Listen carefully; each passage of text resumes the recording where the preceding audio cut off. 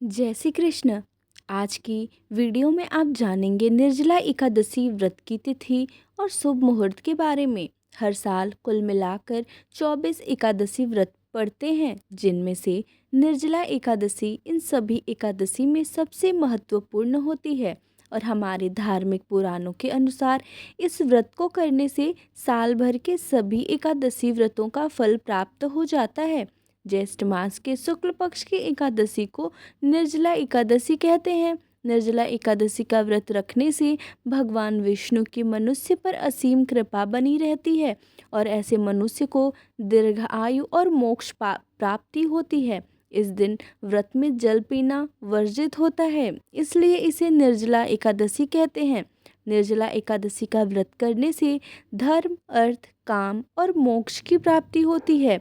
निर्जला एकादशी के दिन ही गायत्री जयंती भी मनाई जाती है और इस बार निर्जला एकादशी की तिथि प्रारंभ होगी 17 जून सोमवार को सुबह 4:44 पर और एकादशी तिथि का समापन होगा 18 जून मंगलवार सुबह 6:25 पर। एकादशी व्रत के नियमों के अनुसार इस बार 18 जून मंगलवार को निर्जला एकादशी का व्रत रखा जाएगा।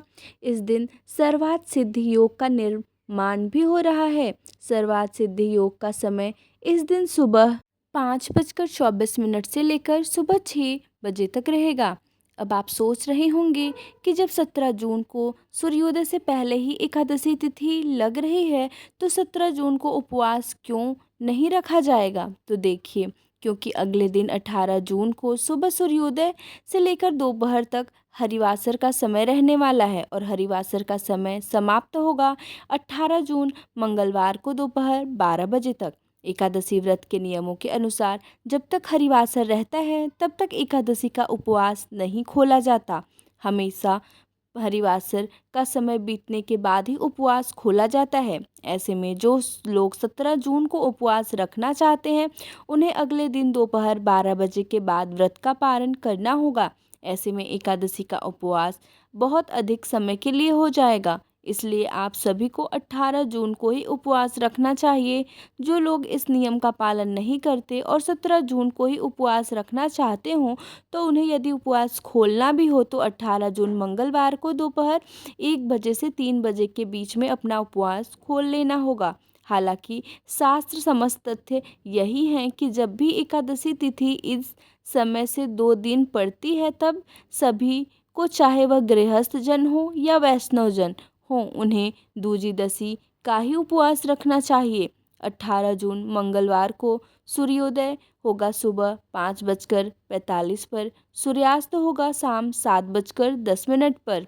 ब्रह्म मुहूर्त सुबह 4:09 से लेकर 4:57 तक रहेगा।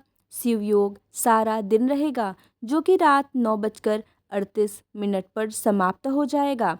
बाद में सिद्धि योग प्रारंभ हो जाएगा। अभिजीत मुहूर्त दोपहर 12:01 से लेकर 12:54 तक रहेगा और राहु काल दोपहर 3 बजे से लेकर 4:30 तक रहेगा। 19 जून बुधवार को सूर्योदय होगा सुबह 5:45 पर, सूर्यास्त होगा शाम 7:10 पर। ब्रह्म मुहूर्त 4:09 से लेकर 4:57 तक रहेगा। सिद्धि योग सारा दिन रहेगा, जो कि रात 9:11 पर समाप्त होगा और इसके बाद में साध्य योग प्रारंभ हो जाएगा। यह सभी योग बहुत ही शुभ हैं। इन शुभ योगों में की गई पूजा या रखा गया उपवास अवश्य फलित होता है।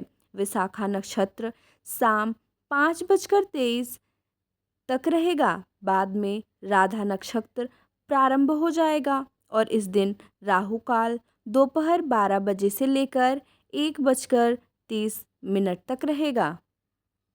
द्वादशी तिथि प्रारंभ होगी 18 जून मंगलवार की सुबह 6:26 से और समाप्त होगी 19 जून बुधवार सुबह 7:28 पर।